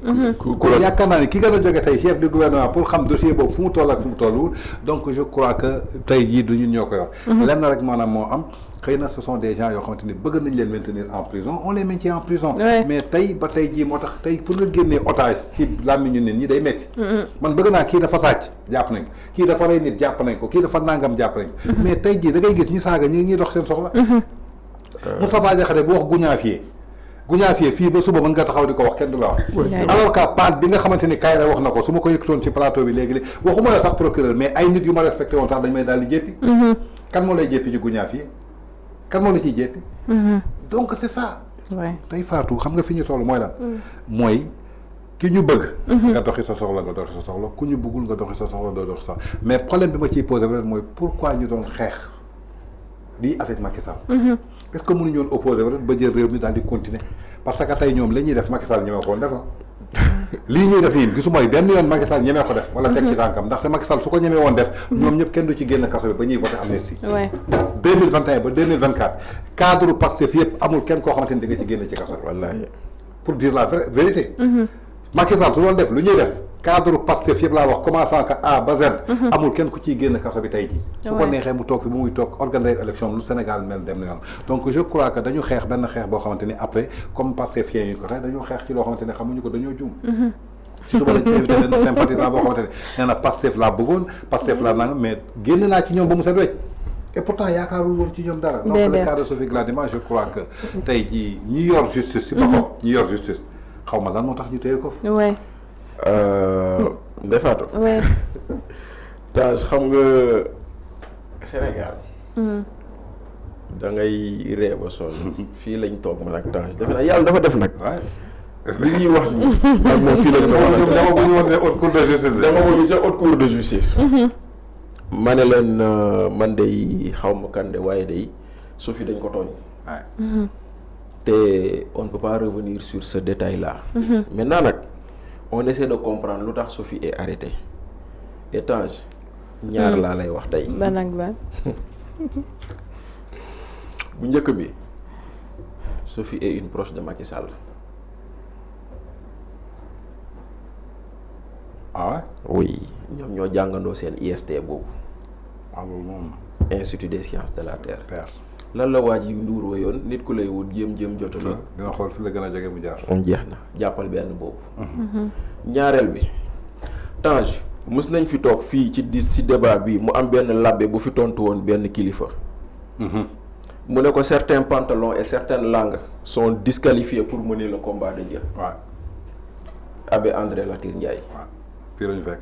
Abbé André Latyr Ndiaye xaritu Sophie Gladima la. jonction bi de soo ko defee. quand tu fais la jonction. tu comprends ce que tu dois comprendre. Bachir saaga na moom mënu ma ko jot. waaw wala ma xool xaritam wala doomam. waaw fayu ci moom fayu ci moom. léegi jeex na léegi nag parce que tu regardes tu trouves rien. moo tax gis naa Abbé André Latyr Ndiaye def poste di soutenir Sophie. En rappelant des extraits de la Bible. foofu lañ toll. ndaxte ndaw si dañuy tooñ ni dugal ko mais kii moom dañ kaa tooñ ba ci kanamu yàlla. dañu ko tooñ ba ci kanamu yàlla maintenant nag avocat am yii dinañ def lu ñu mën pour génnee ko foofu. te je pense que bu dee juge yi di yor dossier bi tamit xool nañ yàlla ci lu ñuy def. déglu nañ nit ñi parce que auditionné nañ Sophie auditionné nañ borom kii ñu wax ni moo war a tabax entrepreneur bi te entrepreneur bi ñëw na nee na leen indi naa xaalis bi pour delloo leen ko ngeen ne mënoo leen ko jël ma jël xaalis bi yóbbu ko caisse de dépôt. kon xaalis bu ñu déglu la nee dem caisse de dépôt. te caisse de dépôt état moom ko. entrepreneur bi nee leen jënd naa matériel bi ñu ne déetawaay mu indi PV yi yu wane nii. jënd na ko huissier constaté. donc lan moo fi des. bàyyi ko mu ñibbi. loolu la fi des. xoolal noonu la fa des léegi lu si des nag comme avocat bi ñoom seen yoon la ñuy topp. juge yi nga xam ne ñoo war a saytu lu avocat yi bind. j'espère simplement que buñ ko xoolee dinañ xool preuve yi. dinañ xool yàlla ci lu ñuy wax wala lu ñuy def. ñu bàyyi ndaw si te ñu classé dossier boobu. ndaxte loolu jarul woon sax nit buntu police rawatina ñu naan nit tëj nañ ko si kaso. buntu police sax jarul woon ñu siy woo nit. ndaxte lépp a ngi fi malheureusement on fait comme si ndaw si dafa sàccoon ay milliards alors que xoolal ndaw si laalul tinul te wax nañ ko waxati ko dañ ko ne defal caution mu bañ. parce que ne j'ai rien fait yéen kii xaw ma ko kii moo gagné marché bi matériel baa ngi nii. xaalisu marché bi muy caisse de dépôt pourquoi je dois cautionner. pourquoi aussi Abdou Nguer yaa wax lii Abdou Nguer yaa wax lii waxuma ko waaw yaa moom compte bi moom moo ko borom compte bi ñoo ne man maa moom compte bi nga jàpp borom compte bi jàpp Abdou Nguer ba pare toog di wëriwaat leneen loo teg ci kawam fa lañ toll pourquoi aussi demander ko mu cautionner non xam nga cautionner ndefa xam nga cautionner yoon moo ko maye yoon moo ko maye ndaxte tey jii man yéenewu ma sama bopp kaso déedéet yéenewu ma sama nit kaso yéenewu ma sax sama noon kaso man yàlla na ma kaso umb amiin man loolu laay wax. boo ma mayee possibilité ma bañ see dugg dinaa def lu ma mun bañ see dugg. maintenant cautionner c'est prévu par la loi. loi moo ne koo def mandat de dépôt. bu dee ci wàllum alalu réew mi la montant buñ koy toppee bu ko mënee teg ci table bi il peut avoir une liberté provisoire. mais problème bi du loolu problème bi mooy dañoo toog dégg procureur. Ibrahima Ndoye procureur général Mbacké Fall. procureur Sylla bu PJF. ñu toog ñu ne ñoom recouvrer alalu réew mi moo leen soxal. waaw ñoom in Tange ñii ñoom in Mamadou xam nga kii Mbaye. ak ñeneen ñu mel noonu. ñu cautionné ay 2 millions 3 millions 1 million ñu ne leen dem leen toog seen kër. au moment où tu dis ça. nit indi 400 milliards de caution. parce que yaa ngi koy toppee 125 milliards nga ne ko doo dem yow da nga lay tëj kaso. au moment où tu dis ça Mansour Faye ñëw indi caution 5 milliards alors que yaa ngi koy toppee 3 milliards nga tëj ko kaso. kon ñoom dafa am ñoo xam ne dañ leen a xiifoon wax naa leen ko fi. dafa am ñoo xam ne dañ leen a xiifoon parce que jàpp nañ ni ñooñu. tant que dugaluñu leen kaso. bu ñu condamné. muy Moustapha Diop. ndaxte Moustapha Diop Tange boo seetee ba seet moom itamit nee nañ ko 900 millions nangam moo ne lu si leerul. mais problème bi. yow tu as confectionné des masques. tu as confectionné des masques auprès des artisans locaux ci koñ yi tailleurs yi ci koñ bi. ñooñu nga jël ñu defaral la masque yi nga war leen fay ñooñu ne la ñun amuñu compte bancaire. kon c'est normal nga retirer liquide fay leen. waaw ak cas d'urgence bu ñu newoon. waaw ak cas d'urgence bu ñu nekkoon. léegi retirer nga liquide fay nga ñooñu noonu. waa ji ñëw di enquête mu ne boo ñu ñëw di enquête masque yi daa manqué mais Covid lañ nekk masque bu fa nekkoon kay loolu lay doon problème. parce que les masques sont supposés être utilisés kon kay bu manqué kay ça veut dire que mu ngi def. mais ñu ne ana ñan ngeen fay ñu ne liste baa ngi ni koo si woo mu ne la fay nañ ma ba pare ñu ne on a détourné. li ngay détourné daal mooy. li nga dugalul fi nga la waroon. waaw confection ñu ne on a détourné. li ñu war a fay. les masques ont été confectionnés. les masques ont été livrés. les masques ont été payés. ñi war a fayeeku woo ngeen leen waaw man fay nañ ma. ba pare ñu ne non les masques ont été détournés xaw ma l'argent des masques donc voilà après da ngay xool mu ñëw noonu nga jógee ko foofu noonu noo mën a ne dañoo def appel d'offre le meilleur a gagné ñu ne on a surfacturé. le meilleur a gagné. ñu ne noo mën a waxee dañoo def appel d'offre. appel d'offre mooy dañuy tànn kii gën. gën a néew le prix. gën a néew le prix. gën a baax le produit. gën a baax le produit gën a néew disponible. gën a néew le prix gën a disponible. ñu ne non surfacturation moo fa am. nit ki ñëw indi la caution tegal la ko nga bañ ko jël moo tax dama ne muy Moustapha Diop muy Farba Ngom muy Lat Diop muy Mansour Faye daanaka dañ leen a xiifoon. tant que dugaluñ leen woon kaso doom du ñu am lu ñu bëgg te bañ leen dugalee kaso da ngay gis nañ leen dugal kaso ci loo xam ne dara tegu ci. dara parce que dossier yooyu noonu ñun ñi jàngul droit sax dañuy jël dossier yooyu noonu les yeux fermés on les ferme on le dit dem leen doxi seen soxla parce que amul dara loo xam ne war nga si mun topp nit. mu nekk loo xamante ne ñu ngi koy masawwaat bu baax moom Sophie Gladima ñu naan ses avocats pointent du doigt une erreur commise par la Cour des comptes en visant un texte obsolète mu ne elle n'a été ni citée dans le rapport ni eu un contact quelconque avec le titulaire du marché les bénéficiaires de la blanchir totalement mu nekk loo xamante ne dal na ci kawam waaye teewul ba tey mu ngi ci ay loxo yoon ñu ngi koy masawaat bu baax a baax ak képp koo xam ne tey ci jamono ji caabi da leen a féete gannaaw waxtaan bi neexoon na lool li nga xamante ne wax nañ ko fi ku nekk war nga see mën a jëlee ab jàngat waaye waxtu bi daf ñoo daal di dab Bachir mu ngi lay jaajëfal bu baax a baax. waaw teel naa jeex mais dama neexoon nag teel naa jeex waaye bon alhamdulilah Ndeye Fatou kontaan nañ. kontaan nañ toog fii nii ci waxtaani fii réew mi toll. et puis toujours un plaisir de partager un plateau avec Tange. ndaxte voilà quoi dañu on se complète voilà day wax ñuy eggali et tout. vraiment kontaanoon nañ lool. te di ñaan yàlla sunu borom mayaat ñu mën fi toogaat beneen yoon incha allah. incha allah rabbi.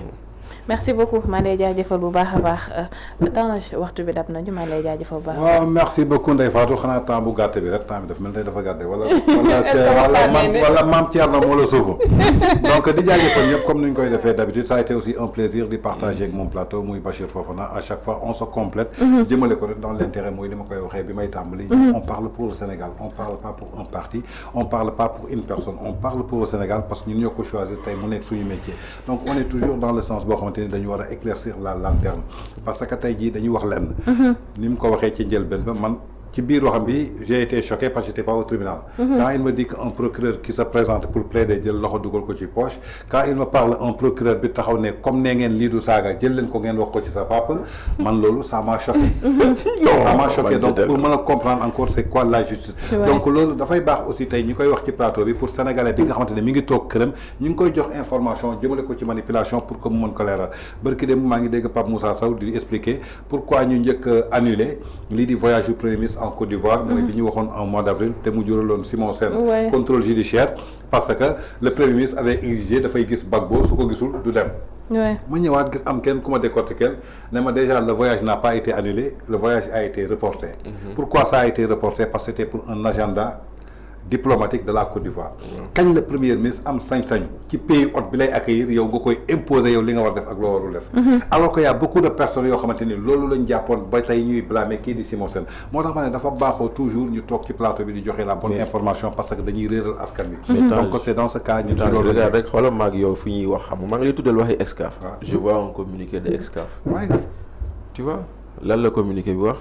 Le groupe Excaf a appris avec indignation et stupéfaction la signature annoncée d'un partenariat stratégique entre TDS SA, opérateur national de télédiffusion, et TNT Sat Africa, société malienne opérant dans la diffusion satellitaire en Afrique de l'Ouest. Selon les informations relayées par les médias, ce partenariat porterait sur la fourniture de 16 000 décodeurs hybrides, l'intégration de systèmes de cryptage sécurisés, le renforcement des capacités de diffusion des moyens ainsi que la mise à disposition d'un système Flyway mobile pour la couverture d'événements. Or, il est important de rappeler que toutes ces dispositions relèvent précisément du champ d'action confié au groupe Excaf Télécom dans le cadre d'une convention dûment signée avec l'État du Sénégal. Cette initiative unilatérale de TDS SA constitue dès lors une initiative inacceptable de se substituer illégalement à Excaf en développant une offre parallèle hors de tout cadre légal et contractuel. Le groupe Excaf, acteur historique et stratégique du paysage audiovisuel sénégalais depuis plus de 30 ans, a assuré avec compétence, loyauté et engagement la transition numérique, l'accès aux décodeurs, la couverture du territoire et la maintenance technique de la TNT au Sénégal. C'est une mission que TDS semble aujourd'hui vouloir détourner au profit d'un opérateur étranger dans des conditions opaques et sans aucun respect des engagements antérieurs.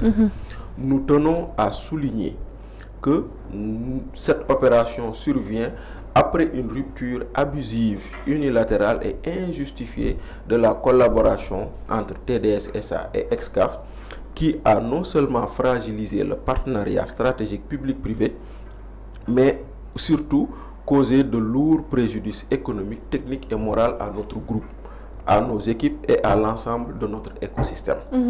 Excaf Télécom dénonce avec force cette dérive grave et lourde de conséquences. Elle traduit une volonté délibérée d'écarter un partenaire sénégalais légitime au mépris de la continuité du service public, de la sécurité juridique des investissements et de l'intérêt général. Nous interpellons les autorités compétentes, tutelles, organes de régulation, partenaires institutionnels, ainsi afin qu'une lumière totale soit faite sur cette situation. Le groupe Excaf se réserve le droit de saisir les juridictions nationales et internationales pour défendre ses droits, obtenir réparation et prévenir toute récidive de telles pratiques contraires à l'esprit de transparence, de loyauté et de souveraineté économique. Dañoo wax pare gu ñu communiqué bi génn. Voilà, dañuy wax pare gu ñu communiqué bi génn. Donc voilà li ñu doon wax léegi mu ngi nii. Tey jii nii yow tu prends quelque chose boo xam ne say entreprise nationale ñoo ko moom nga koy fokkarti ci ñoom pour jox ko say ay entreprises étrangères. Et voilà la rupture qu'on nous présente. Ah, yal nañu yàlla jàppale. Mais nous on va continuer dans notre mission quand même. War nañu ko assumer. mu nekk loo xamante ne lu am solo la ndax béy ci sa wewu tànk te balaa ngaa laax jaay da ngay daal di laax lekk balaa ngaa servir keneen mu lekk servir ki nga xamante ne moo la gën a jege. waaye amee internetu VIP People seen émission fi réew mi toll fii lay daal di jeexee waaye ñu ngi leen di dig daje ci kanam ak suñu yeneen jotaay ñu ngi leen di jaajëfal bu baax a baax.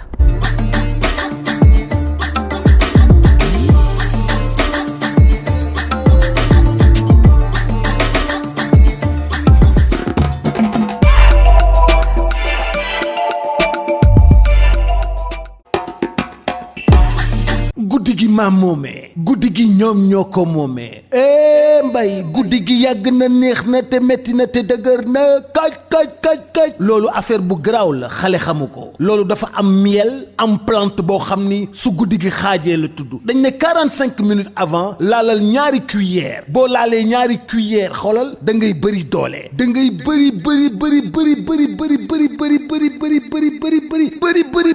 doole guddi gi neex lool yàgg lool livraison à domicile c'est possible kon li may wax xam ngeen lan la miel la ak ay plante loolu nag mi ngi jugee Paris mi ngi tudd la nuit nous appartient wooteel 77 751 59 59 ñi ngi bàyyeekoo Sacré-Cœur 3 ñu livré la ko yée guddi gi day neex lool